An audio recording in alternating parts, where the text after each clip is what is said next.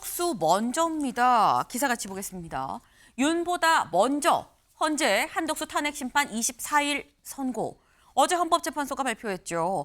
오는 24일 다음 주 월요일입니다. 다음 주 월요일 오전 10시에 한덕수 총리에 대한 탄핵 심판 선고를 하겠습니다라고 얘기를 했습니다. 근데 사실 앞서서 헌재가 뭐라고 얘기했었냐? 요 얘기 잠깐 들어보고 올까요? 탄핵 심판 사건 중 대통령 탄핵 심판 사건을 최우선으로 처리한다는 방침은 그대로 유지한다. 네. 다른 많은 탄핵 심판 이 사건들이 있지만 이 중에서 윤 대통령 건을 가장 최우선으로 하겠다라고 얘기를 했었습니다. 근데 최창렬 교수님, 지금 보면 사실 지난번에 취재감사원장 건, 이창수 중앙지검장 건도 먼저 발표를 했어요. 그리고 이번에 한덕수 총리 건도 발표를 한다라고 얘기하고 자꾸 윤 대통령 나중에 할 줄 알았던 건들이 지금 먼저 발표가 되고 있거든요. 왜냐는 거죠. 글쎄요, 이거 결과적으로 이제 그 탄핵 반대하는 분들이 원했던 대로 되는 것 같아요. 한덕수 총리 탄핵 심판 먼저 내라고 얼마나 얘기를 많이 했습니까? 제가 아주 귀가 딱지가 않을 정도 들은 얘기가 그 선입 선출. 그 얘기를 많이 했는데 그 선입 선출이란 말도 사실은 이 탄핵 소추가 먼저 접수된 건 윤 대통령이었어요. 12월 14일 날 접수됐고 한덕수 총리는 12월 27일 날 접수됐고 단지 이제 변론길이 먼저 끝났죠. 한 1차밖에 안 했으니까 윤 대통령은 11차례에 걸쳐서 변론기를 했기 때문에 늦게 변론기이 끝난 거긴 합니다만 네. 아무튼 그래서 이제 한덕수 총리에 대한 심판 선고를 먼저 하라고 그랬는데 이제 그렇게 됐습니다. 했는데 네. 글쎄 헌재가 아까 잠깐 보셨습니다만 워낙 중대하고 이제 중요하기 때문에 대통령에 대한 탄핵 선고를 먼저 내리겠다고 그래 왔는데 여러 가지 지난번에 최재 감사원장 미리 했고 말이죠.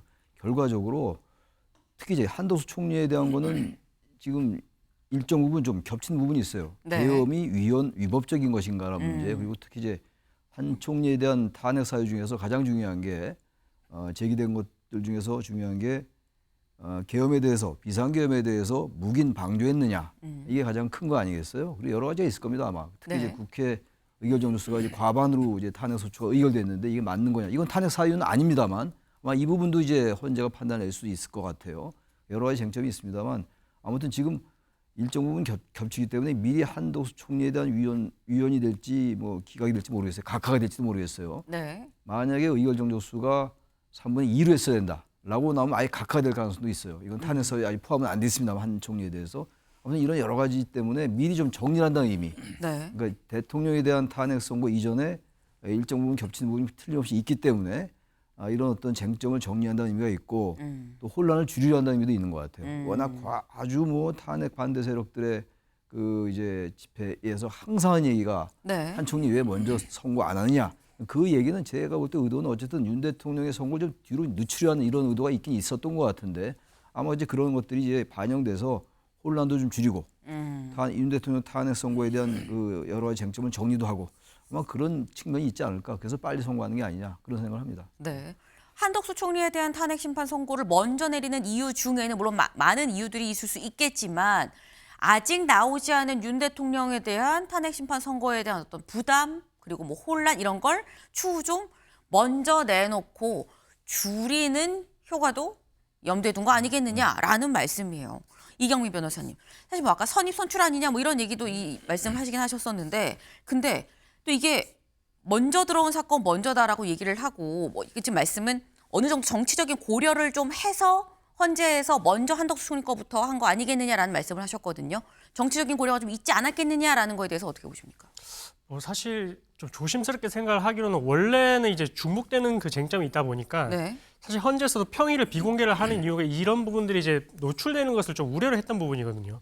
근데 이제 한덕수 총리에 대해서 이런 부분들에 대해서 이제 특히나 비상계엄에 묵인 동조를 했는지 여부는 쟁점이 중복되다 보니까 이 부분에 대해서 판단을 하게 되면 결국 이 재판관들의 심증이 밖으로 노출이 되는 겁니다.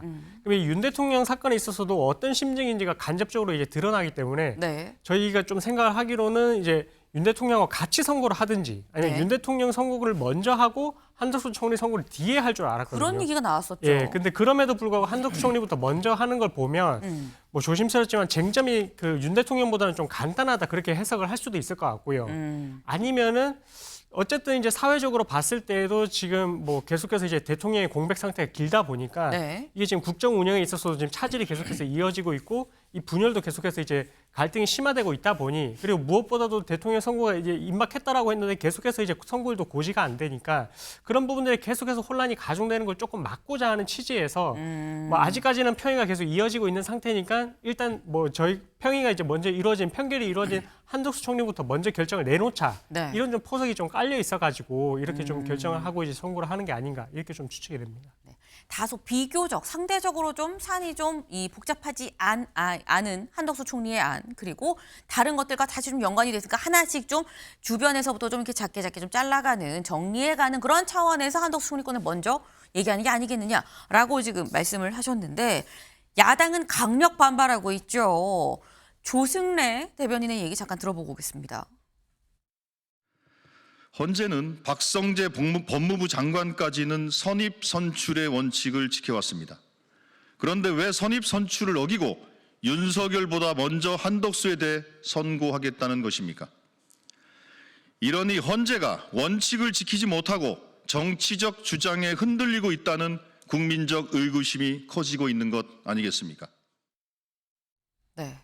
민주당 이렇게 얘기를 합니다. 보겠습니다. 한덕수 24일 선고에 여당은 환영, 기각이 마땅하다라고 얘기를 하고 있는데 야당은 왜 선입 선출을 어기는 겁니까? 라고 지금 얘기를 하고 있다라는 거죠. 윤영걸 대표님. 네. 지금 조승래 대변인은 왜 선입 선출 어기는 겁니까? 이러니까 정치적 이 얘기에 좀 휘둘린다는 얘기 듣는 거 아닙니까? 라고 지금 얘기를 했어요. 저는 뭐 민주당 얘기에 동의할 수 없습니다. 탄핵 접수는 물론 뭐 윤 대통령이 먼저 됐지만은 네. 변론 종결은 그 한덕수 대행이 2월 19일이고 윤 대통령은 2월 25일인 한덕수 대행이 더 빨라요. 네. 그러니까 끝나는 순서대로 변론하는 게 얼마든지 할 수 있고 저렇게 윤 대통령 지금 선거가 늦어지는 게 한덕수 총리를 먼저 하는 게 국가적으로 봐도 당연하고 지금 뭐 혹시 윤 대통령이 인용이 될지 기각이 될지 뭐 각하가 될지 모르지만은 완충망으로서 누군가 대통령 대행이 있어야 되잖아요. 그러니까 한덕수 총리에 대해서 분명하게 헌재에서 판단을 해주는 게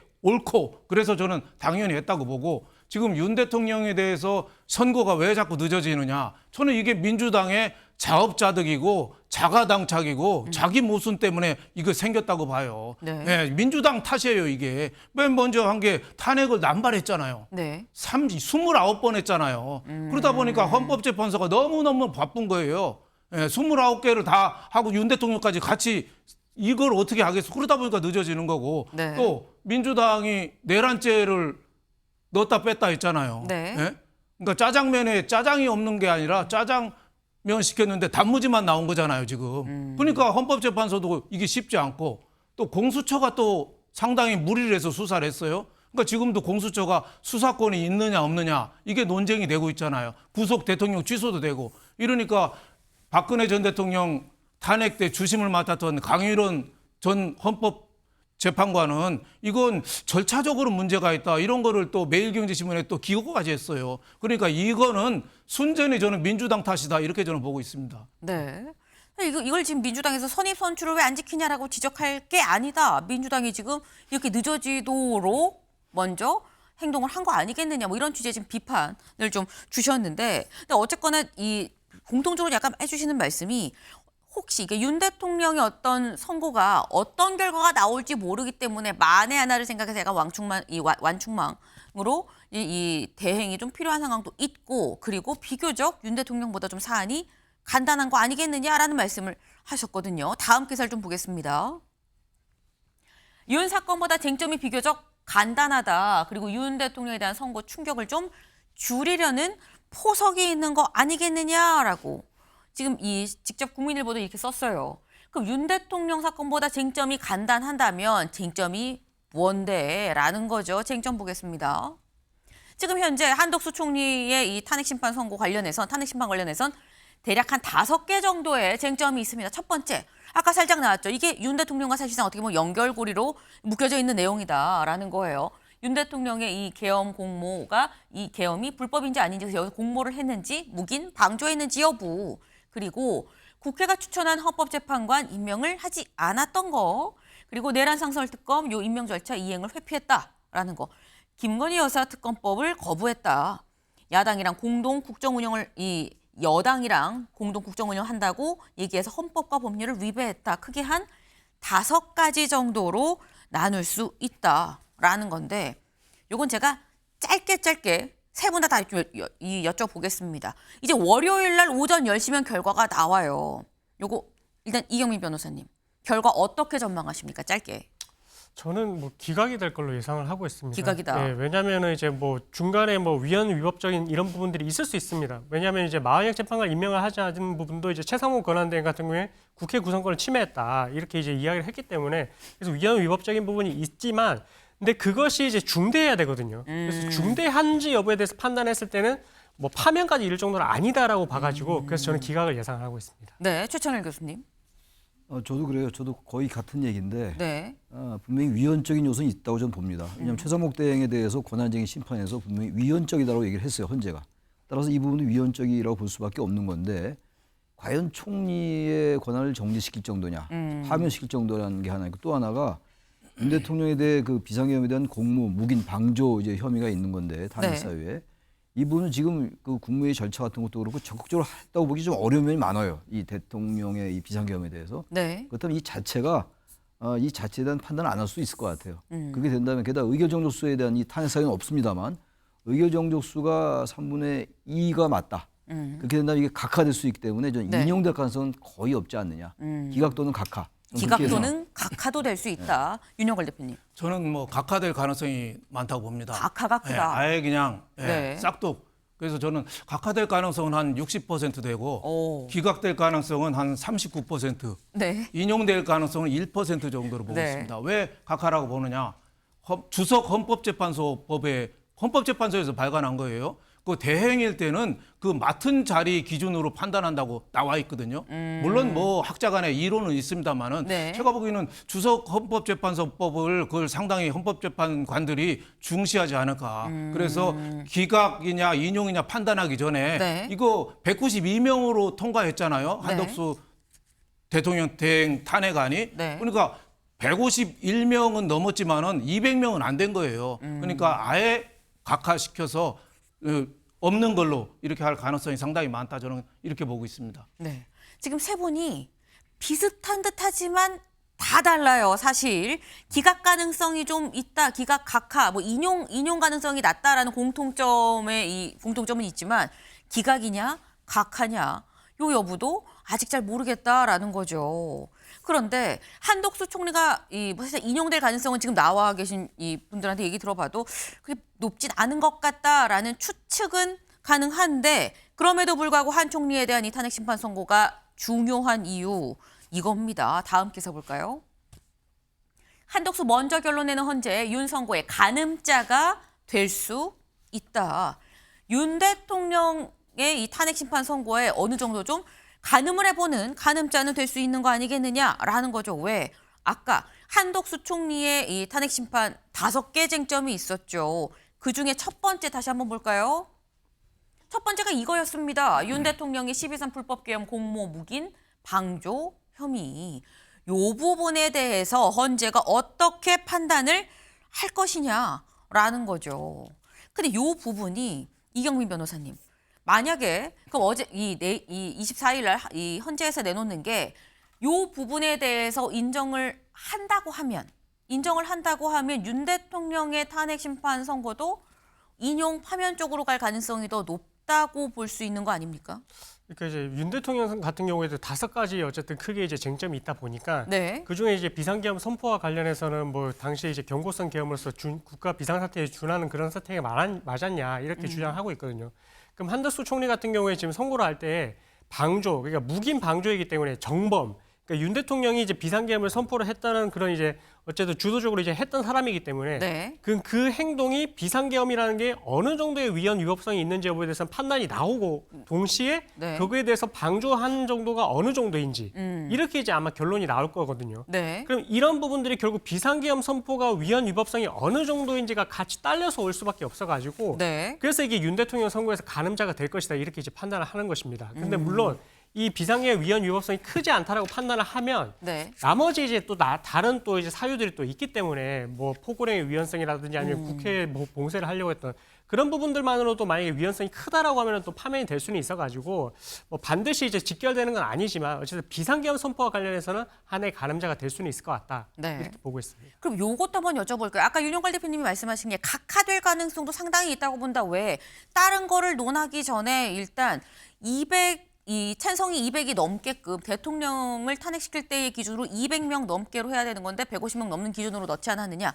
그 부분에 대해서 맞다. 200명으로 해야지라는 헌재의 판단이라고 한다면 그럼 사실 저희가 뭐 5가지 요건 얘기를 했습니다만 이거는 아예 보지 않는 겁니까? 그렇죠. 이게 절차가 충족이 돼야 실체적인 내용으로 판단을 하게 되는데 네.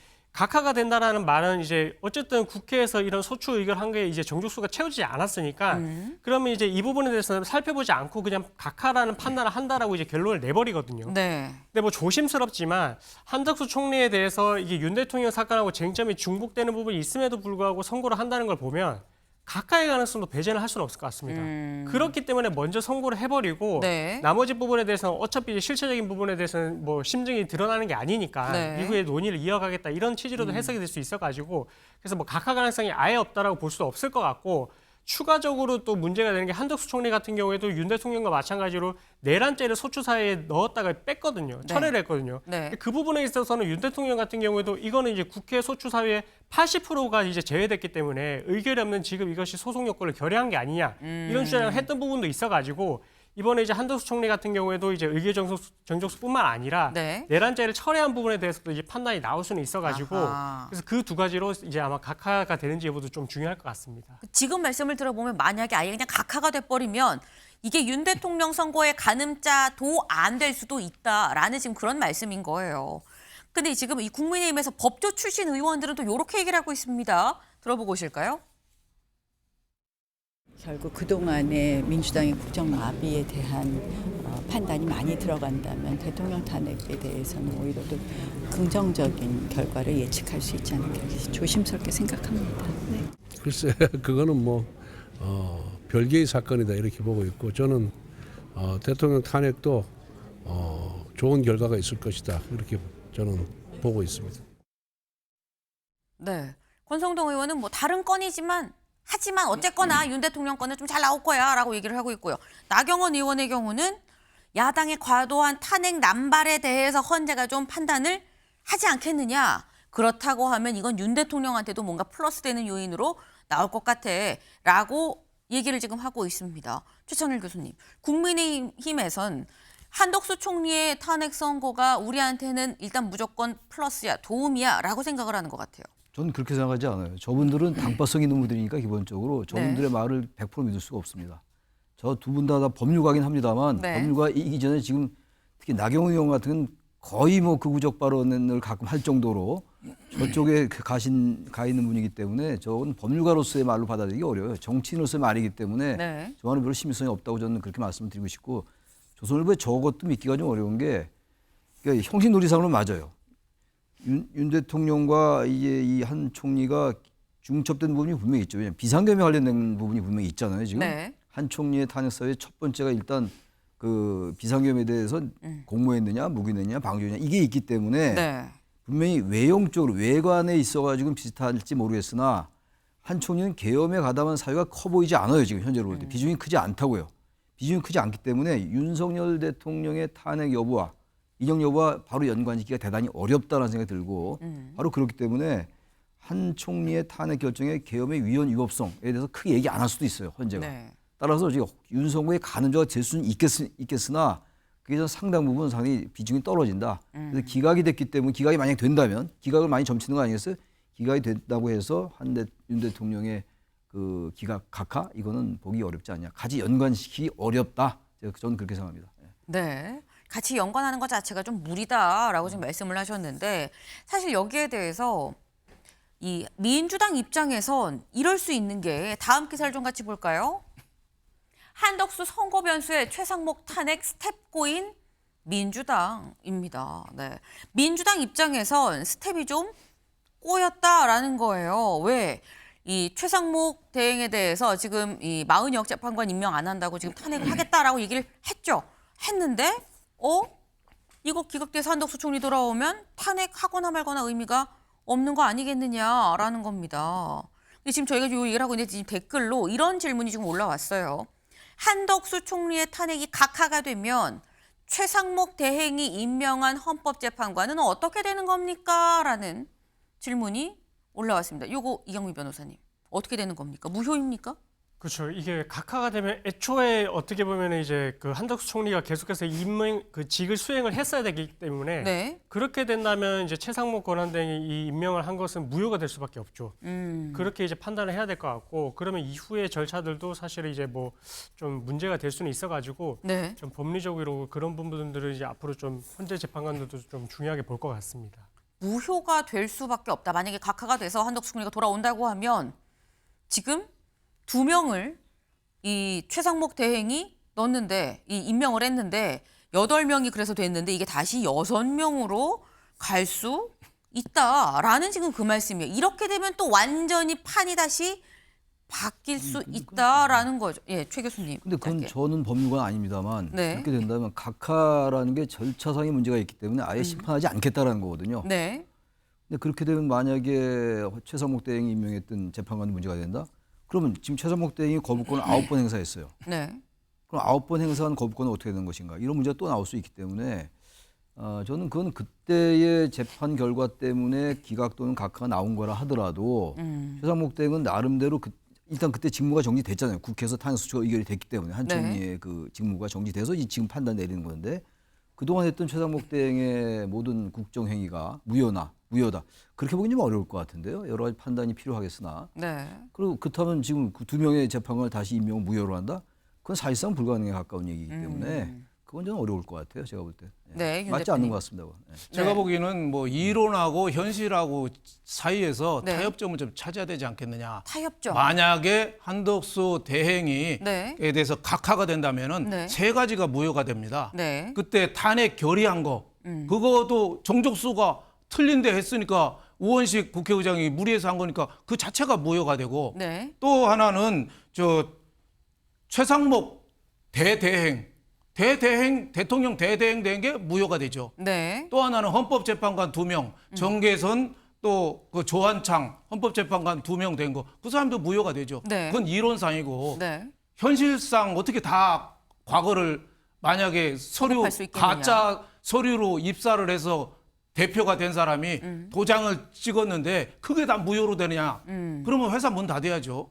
제가 보기에는 어느 정도 현실적인 면에서 타협을 봐야 되지 않느냐. 근데 네. 이론상으로는 무효는 맞죠. 만약 각하가 된다면. 네. 아마 헌법재판소에서 다음 주 월요일 날 네. 판결을 내릴 때 이 부분도 상당히 고민을 하지 않을까 이렇게 생각이 됩니다. 근데 지금 말씀을 네. 사실 들어보면 네. 어느 정도 현실적으로 이게 다 만약에 무효라고 하면 이론적으로 무효라고 하는데 이론적으로 무효면 이거를 어떻게 할 건지 현실적으로 지금 너무 지나온 시간이 많은데 물은 여기까지 흘러왔는데 이거 다시 되담을 수도 없고 어떡할 거냐라는 말씀인 건데 사실 여기 생각을 해보면 3가지가 무효다라고 말씀하셨는데 이경미 변호사님 앞서서 2명의 정계선 재판관을 포함해서 이 같이 8명 체제로 결론을 내린 건이 있거든요. 최재해 감사원장, 이창수 중앙지검장 이런 건도 다 무효가 될 수 있는 겁니까 그러면? 사실 이게 어쨌든 그 각하가 되고 나서의 그런 법적인 안정성이나 이런 부분들에 대해서는 또 이론도 갈릴 수는 있을 것 같습니다. 설도 있을 것 같거든요. 뭐 다수설과 소수설 이런 이야기도 나올 수는 있을 것 같고 네. 그래서 뭐 법적 안정성 측면에서는 기존에 진행된 것들에 대해서 또 존중이 돼야 된다 이런 이제 이론도 있을 수는 있어가지고 지금 단장에 뭐 이제 그게 제가 뭐 어떻게 된다 이렇게 단정적으로 좀 말씀드리기 좀 애매할 것 같고 다만 이제 직무를 어쨌든 정지가 됐을 때 임명을 권한 대행 체제에서 이제 진행되는 부분들에 대해서는 또 법적인 효력을 또 인정을 해줘야 된다라고 할 것 같으면 네. 그럼 그런 부분들에 대해서 이제 지내왔던 부분들에 대해서 법적 안정성 측면에 대해서는 또 이제 인정을 해줘야 되는 부분도 있을 것 같아서 네. 그래서 뭐 단박에 이걸 뭐 소급해서 이제 무효로 보는 그런 상황으로 가기에는 또 조금 어려운 부분도 있어가지고 앞으로 좀 상황을 지켜봐야 될 것 같습니다. 네. 사실 헌재가 24일 날 지금 저희가 얘기하는 이런 부분들에 대해서 헌재도 고민을 했겠죠. 그러니까 어떤 결론이 나오냐에 따라서 달라지겠습니다만 이런 부분에 대해서 24일 오전 10시에 선고에서 이 헌재에서 선고를 하면서 이런 부분에 대해서도 추가적인 설명이 들어가지 않겠나. 라는 생각을 좀 같이 해봅니다. 어쨌거나 다음 주가 상당히 빅데이가 될 것 같다. 이 슈퍼위크가 될 것 같다라는 거예요. 저희 캘린더 좀 같이 볼까요? 네. 다음 주에 일정이 빡빡합니다. 일단 월요일 날 한덕수 총리 탄핵 선고가 있고요. 윤 대통령도 형사재판 관련해서 또 공판 준비 기일이에요. 이게 다 월요일이다. 화요일 잠깐 쉬고 수요일 날 이재명 대표 2심 항소심 선거법 위반 항소심 선고도 또 예정이 돼 있죠. 그러면 월요일과 수요일이 이렇게 있는데 퐁당퐁당으로 25, 27일이 비고 혹 28일 역대 다 금요일 날 선고를 했다고 하니 28일인 거 아니야 라는 얘기가 나오고 있는 건데 만약 28일 날 선고까지 된다고 하면 월수금으로 뻥뻥 큰일들이 다 예정이 됐을 수 있다라는 거죠. 다음 주가 상당히 바쁘겠다라는 생각이 좀 듭니다. 몸도 마음도 바쁘겠다라는 생각이 드네요. 다음 키워드 넘어가 봅니다.